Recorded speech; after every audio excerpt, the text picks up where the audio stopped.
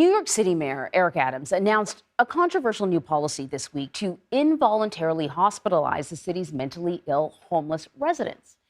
Here's what he had to say about it. This directive lays out an expedited step-by-step process for involuntarily transporting a person experiencing a mental health crisis to a hospital for evaluation.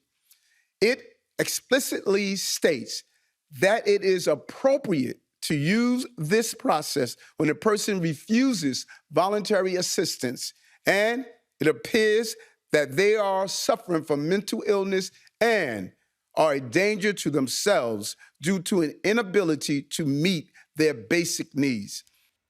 So for more on this, I want to bring in Norman Siegel. He is a civil rights attorney who used to run the New York Civil Liberties Union. He's also the co-founder of a volunteer outreach program called the Street Homeless Advocacy Project. So you are the ideal person to talk to about this. And, you know, this announcement kind of got mixed reviews. Anybody who's been in New York City, particularly sort of since the pandemic, has noticed an uptick in homeless people on the streets. And, you know, I used to come into the city, I still do, very, very early in the morning, like 1, 2 o'clock in the morning. And I would see people on the streets and wonder if there was anything out there to help them. So you've worked closely with the mayor. You've worked closely with homeless people in need. What was your reaction to this new plan? Well, I was surprised and disappointed.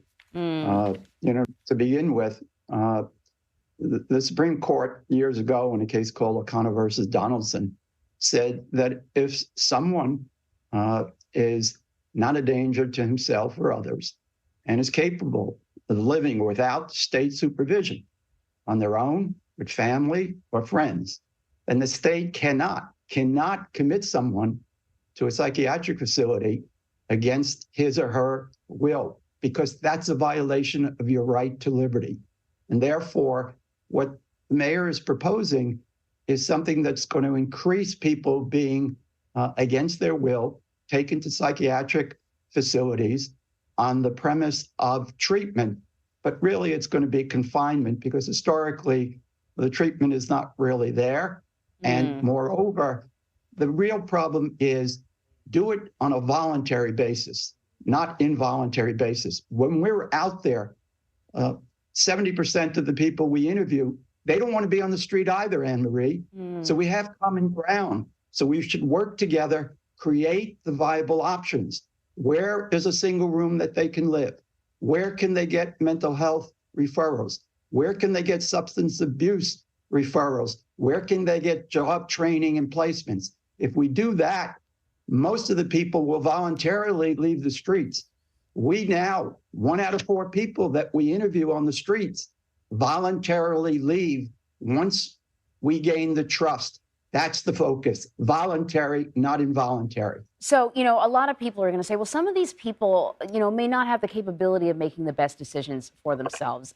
I want to read you something that the Mental Hygiene Commissioner, Dr. Ashwin Avasan, said about this, the mayor's plan, saying that as a city, this work at the intersection of public safety and mental illness represents part of a larger strategy, which is centered on providing everyone living with serious mental illness the basic building blocks of recovery, healthcare, a home, and a community.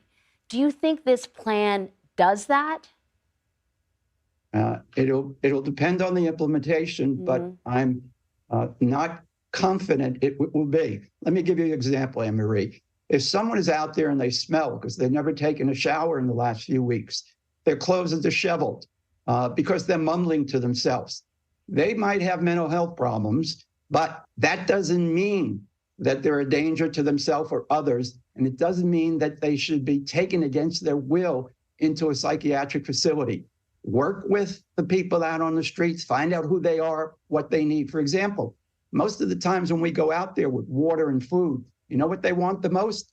They want a mask during the COVID period. So one guy said, let me ask you a question. You've heard people who live in New York talk about the homeless problem, talk about being concerned about riding the subway, the trains. What's the answer? If this isn't the answer, then what do you see as the answer? Creating viable options for people that are on the streets.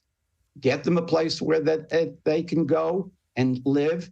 a single room, for example, not the shelters that we have now. They've been there, they won't go back.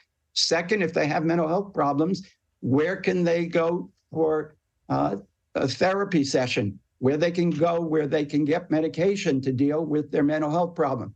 Just remember, just because you have a mental health issue doesn't mean that you're a danger to yourself or others. And the standard that they're wanting to use, basic needs, is very vague and very overly broad.